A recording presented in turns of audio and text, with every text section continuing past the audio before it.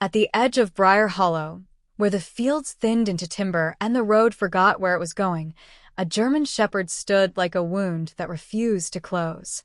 He lunged at anyone who came near, teeth flashing, hackles raised, eyes too intelligent to be mistaken for mindless rage. Locals whispered that he'd gone bad, that something in him had snapped. But the dog never chased, never crossed the rusted fence line. He guarded one exact patch of earth, and whatever lay there had already begun to rot the town from the inside out. The first time Sheriff Eli Mercer saw the dog, he thought of war. Not the kind with uniforms and medals, but the quiet kind. Territory staked, ground held, rules enforced without words. The German shepherd stood rigid at the edge of the old Calder property, paws planted in dirt hardened by neglect, chest rising and falling in a slow, deliberate rhythm. His coat was thick but unkempt, dark saddle dulled by dust and burrs. One ear stood straight, the other bore a thin scar and leaned sideways, as if permanently listening to something the world could no longer hear. "Hell of a thing," Deputy Nora Klein muttered beside him. The cruiser idled on the gravel shoulder, its engine ticking like a nervous habit. Beyond the fence stretched the Calder land, 40 acres of scrub field and pine, abandoned since the house burned down 3 years ago. No one claimed it. No one wanted it. Briar Hollow had a way of leaving certain places untouched, like scabs best left alone. The dog bared his teeth. It wasn't a snarl. Not quite. More like a warning carefully calibrated, close enough to be unmistakable, controlled enough to suggest intention. Eli raised a hand slowly, palm out. "Easy," he said, his voice steady, the same tone he used on drunk men with too much pride and not enough sense. "We're not here to hurt you." The dog's eyes tracked the movement of Eli's fingers, dark and sharp. Too sharp. "Sheriff," Nora said, lowering her voice. "This is the third call this week. Folks are scared." "Folks are always scared," Eli said. "Usually of the wrong thing." He stepped closer to the fence. The shepherd surged forward, slamming his weight against the rusted wire. It groaned but held. Dust puffed up around his paws. His bark cracked the air open, deep, resonant, vibrating in Eli's chest like a bass note. Eli stopped. He'd been sheriff of Briar Hollow for 11 years. Before that, he'd been a deputy under men who believed authority was something you carried in your fist. Eli had learned otherwise. Force invited resistance. Resistance bred mistakes. The dog wasn't rabid, wasn't wild. This was focus. "What do you think he's guarding?" Nora asked. Eli didn't answer right away. His gaze slid past the dog, over the fence, across the empty field. Wind bent the grass in uneven waves. A crow lifted from somewhere near the tree line, cawing once before disappearing. "Don't know," he said finally. "But he's guarding it for a reason." Briar Hollow talked. By sunset, everyone knew the sheriff had come face to face with the Calder dog. By dark, the story had grown teeth. Some said it attacked a kid on a bike. Others swore it killed livestock. Mrs. Hensley at the diner claimed it had red eyes and only came out at dusk. Eli sat at the counter, nursing coffee that had been burnt since Reagan was in office, listening without reacting. He'd learned long ago that rumors told you more about the people spreading them than the subject itself. "You gonna put it down?" someone asked from behind him. Eli turned. It was Frank Dalton, feed store owner, hands still smelling of grain and diesel. Frank had lived in Briar Hollow all his life and believed problems were like sick animals, best handled quickly and without sentiment. "I'm gonna figure out what's going on," Eli said. Frank snorted. "It's a dangerous animal." "So are people," Eli replied. "We don't shoot them just for standing their ground." A few chuckles. A few glares.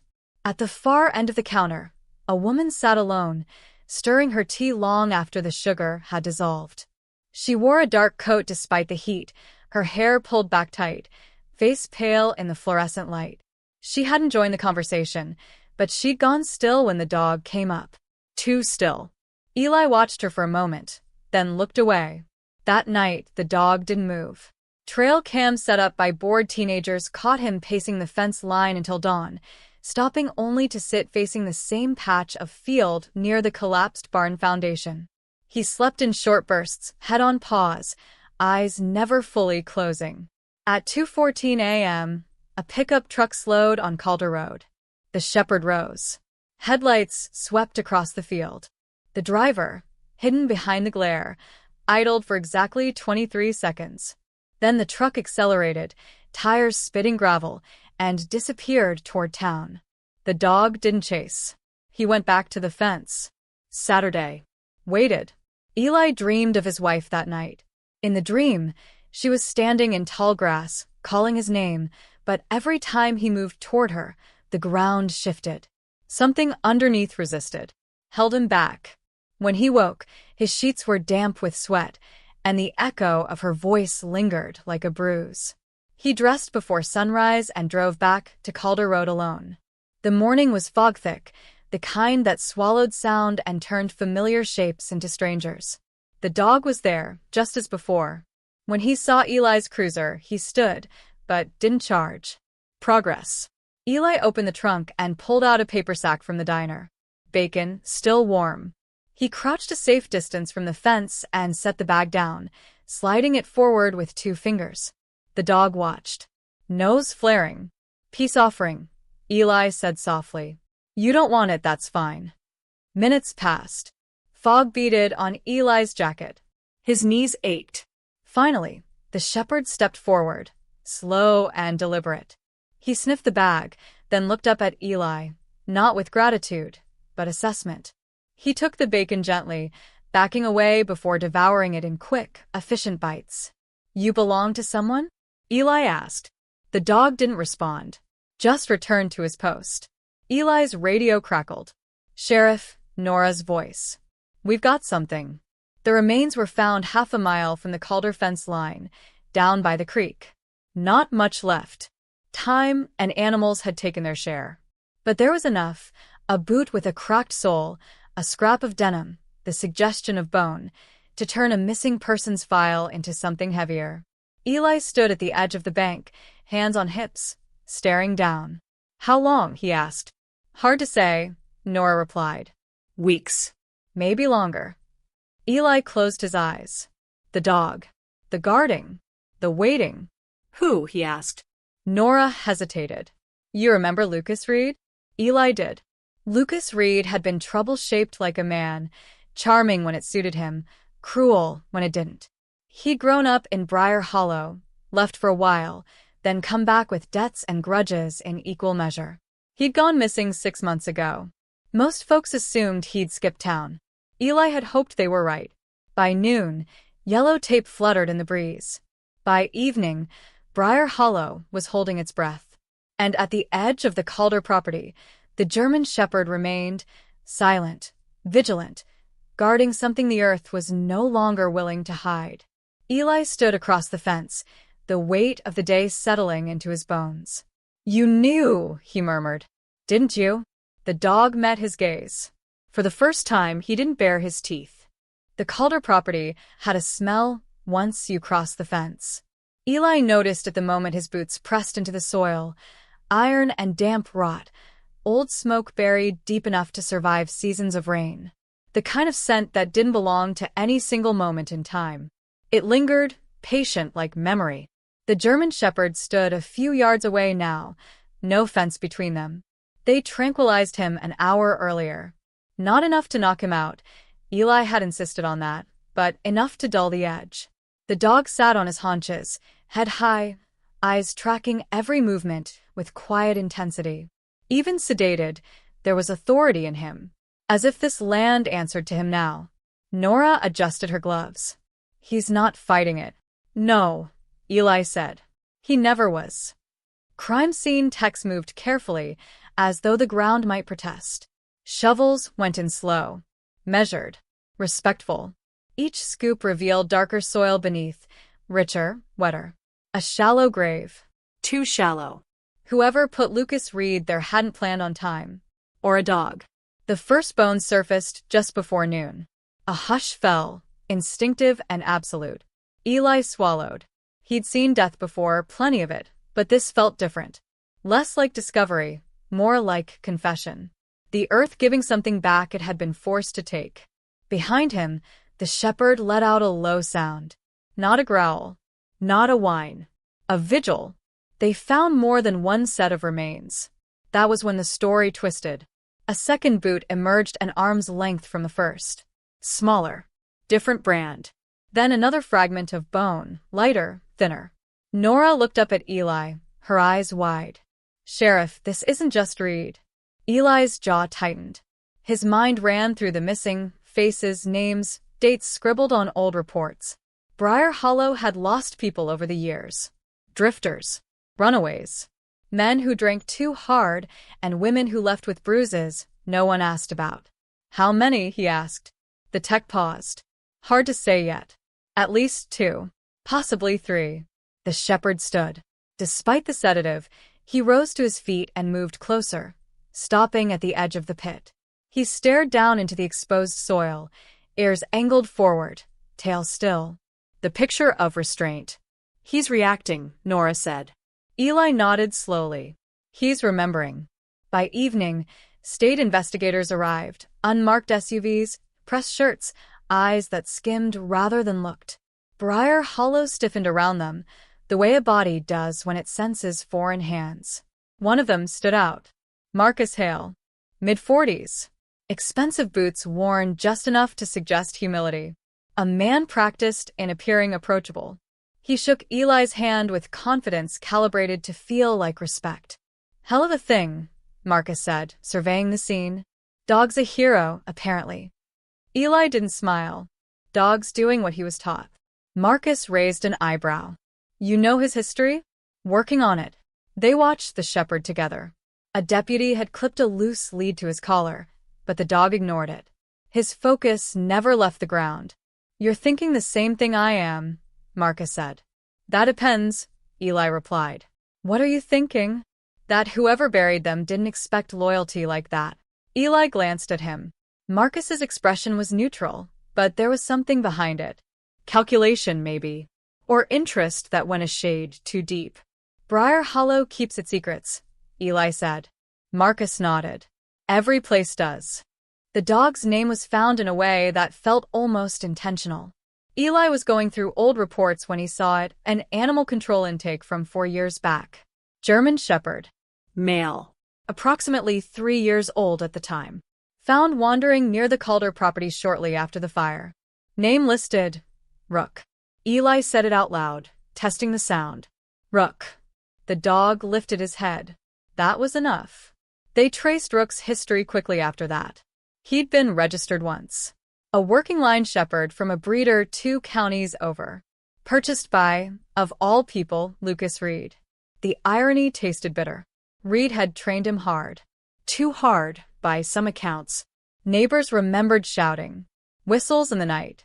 Commands barked with the edge of cruelty. And then Reed disappeared. Rook stayed. He didn't turn aggressive, Nora said quietly as they stood by the cruiser that night. He turned assigned. Eli nodded. Someone taught him to guard. Or someone gave him a reason. The woman from the diner came in the next morning. Her name was Mara Kincaid. She sat across from Eli in the interview room, hands folded so tightly her knuckles had gone white. In the daylight, she looked older than Eli remembered. Lines etched deep around her mouth, eyes shadowed by something that hadn't slept well in years. You wanted to talk, she said.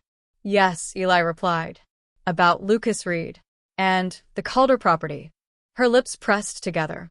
I don't know anything about bodies. I didn't say you did. Silence stretched. The hum of the fluorescent light filled it. Mara exhaled slowly. Lucas was dangerous. Dangerous how? Unpredictable. Her gaze flicked up, sharp. Violent when he drank. Eli waited. He used that dog like a weapon, she continued. Not on people mostly. He trained him to protect things. What things? Mara's hands trembled. She clenched them harder.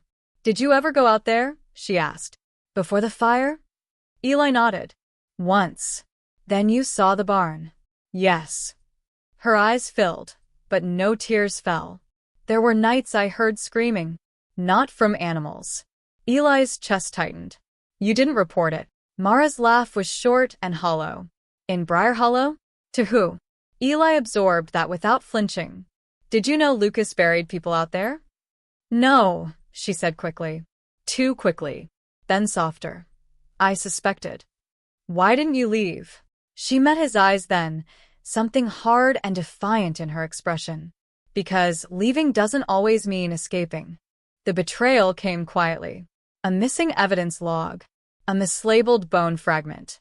A chain of custody error small enough to be dismissed as bureaucratic noise. Eli felt it before he proved it, the sense of a thread being pulled loose behind his back. Marcus Hale had reassigned one of the remains for off-site analysis without notifying him. You don't outrank me here, Eli said over the phone, voice low. Marcus sounded calm. State jurisdiction changes things. It changes procedures, Eli shot back. Not trust. A pause. Just long enough to register. Careful, Marcus said. You don't want to get territorial. Eli hung up. That night, he drove back to Calder Road. Rook was there, of course. Sitting. Waiting. Eli approached slowly, then crouched beside him. The dog didn't move away. They're circling, Eli murmured. Same as they did before. Rook's ears twitched. Eli rested a hand on the ground, feeling the cool press of soil beneath his palm. He imagined the weight of bodies beneath it, the silence forced onto them. I won't let them take this from you, he said. Or from them. Rook leaned into him, just slightly. A pact. The twist revealed itself in fragments. An old insurance claim tied to the Calder fire. Accelerant traces that didn't match the official report. A witness statement quietly buried, signed by Marcus Hale, back when he'd been a county investigator. Marcus had been here before. Had known. Eli stared at the file, the room closing in around him. The pieces slid into place, with sickening clarity. This wasn't just about Reed. It never had been. Outside, the wind picked up, rustling the trees along Calder Road. Rook stood alert. Somewhere beyond the tree line, an engine turned over. And the ground, patient as ever, waited. The engine idled too long. Eli felt it before he heard it, the subtle vibration through the soles of his boots, the way the night seemed to pull inward, attentive. Rook stood rigid beside him, every muscle coiled, nose lifted toward the trees. No bark. No growl. Confirmation. Headlights cut through the pines in a slow, deliberate sweep, then died.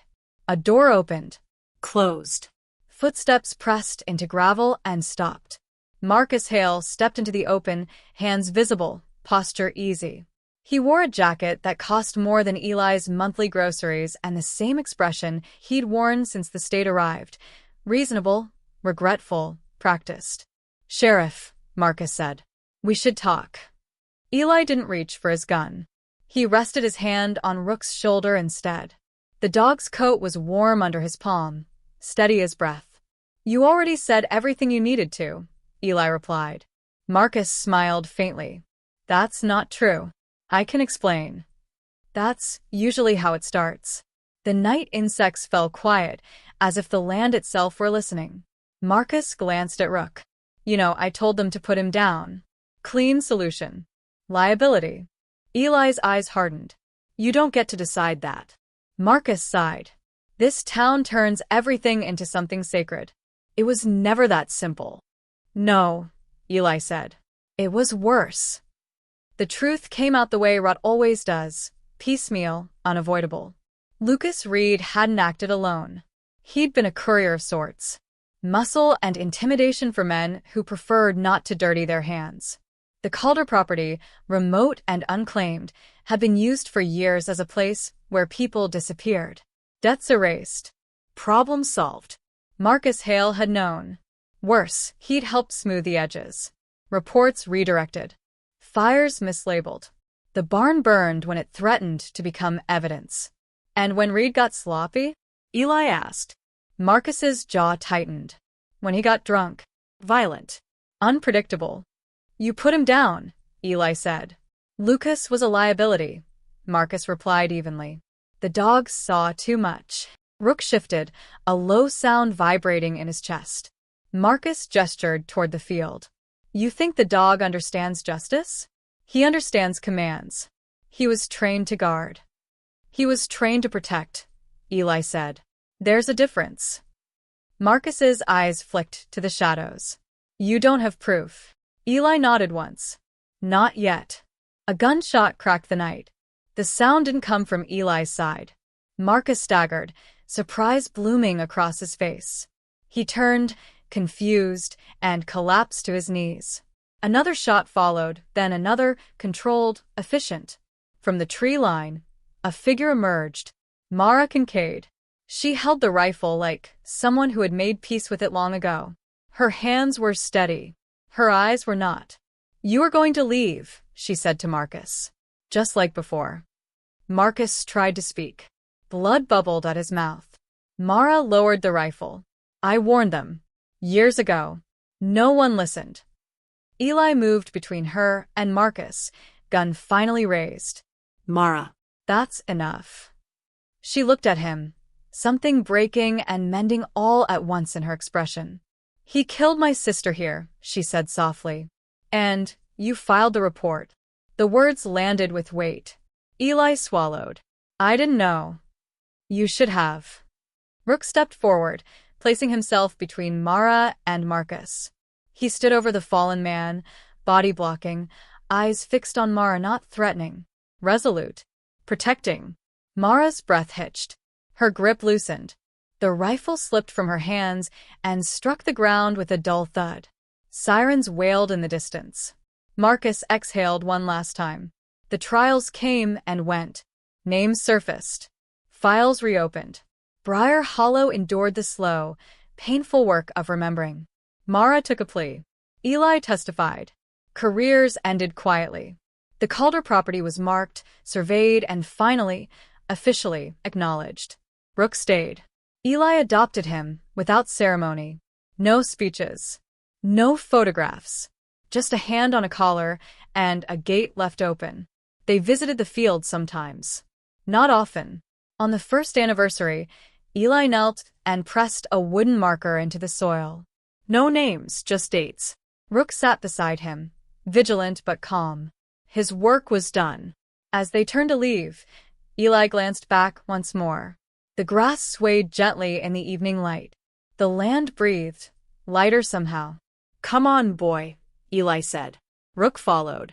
For the first time, he didn't look back.